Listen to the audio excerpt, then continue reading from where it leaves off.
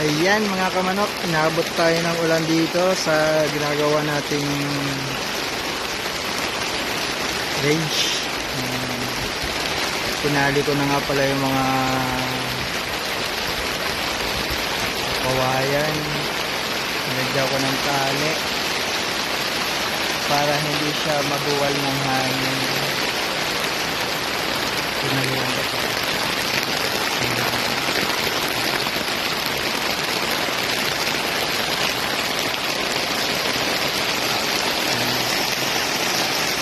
Naabot tayo ng ulan.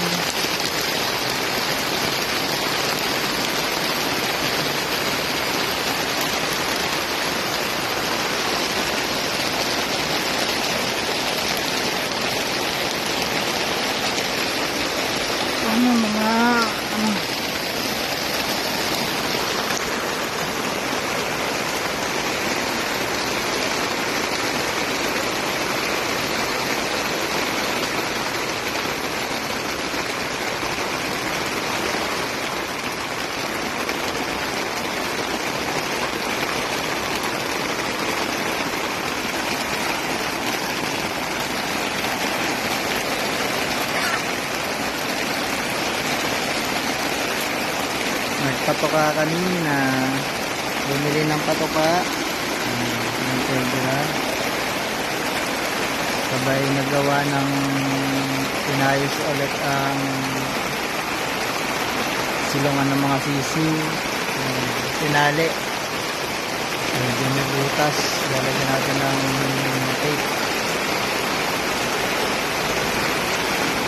Silang na mga manok, nandun natin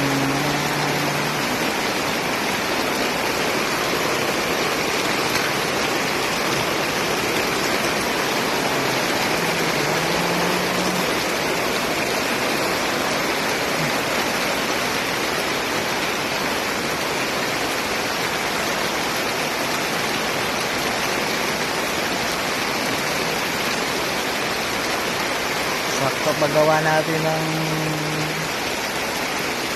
silungan na sisiw, nakakasilong din tayo. Isang balak, parang siyang malaking tent, katriangle. Diba? Ako lang naggawa niyan, kaunti-unti.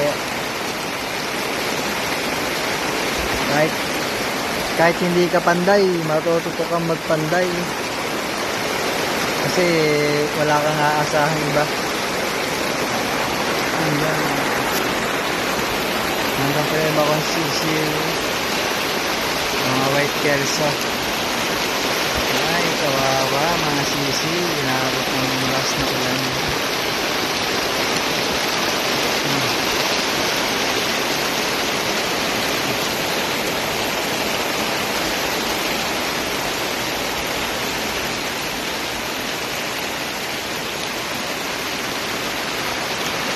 Tayo makakauwi maya maya pa pagtila. Abutin tayo ng gutom dito, alas 12 na, tanghalian na. Kape lang yung inalmusal natin kanina tsaka pandesal. Hintay tayo na ng pagtila ng ulan. Aga ng tag-ulan ngayon. Second week pa lang ng June, nag-uulan na.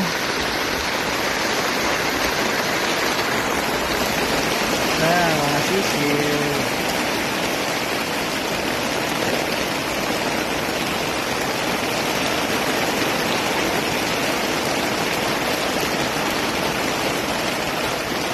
Lipat ko na sila dito para makagalaw sila ng maayos, makagala-gala.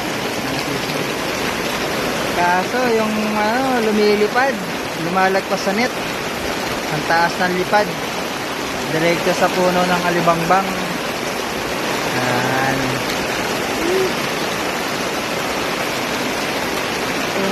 Ulan.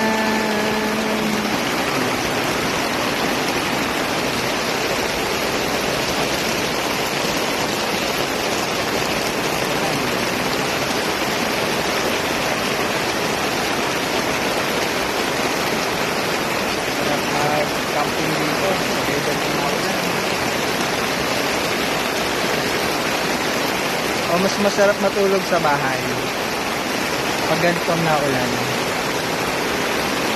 Comment lang kayo kung ano mas gusto nyong gawin pag naulan. Maligo sa ulan, matulog sa bahay, mag-camping. Mag-camping sabay aabutin ng malakas na ulan.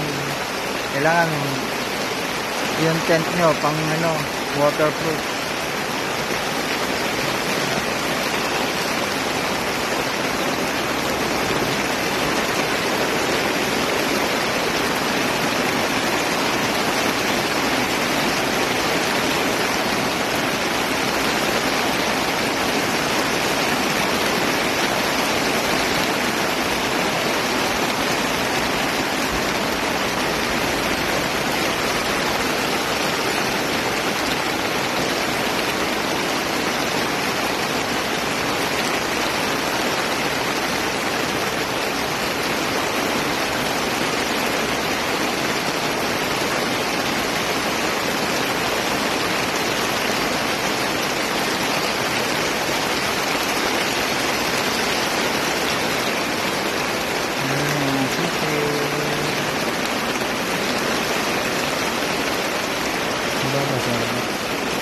Kulang basa.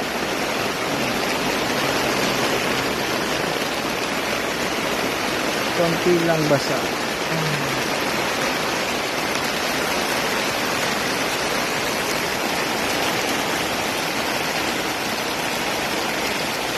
Ayan, mga nakasilang ang ating sisil.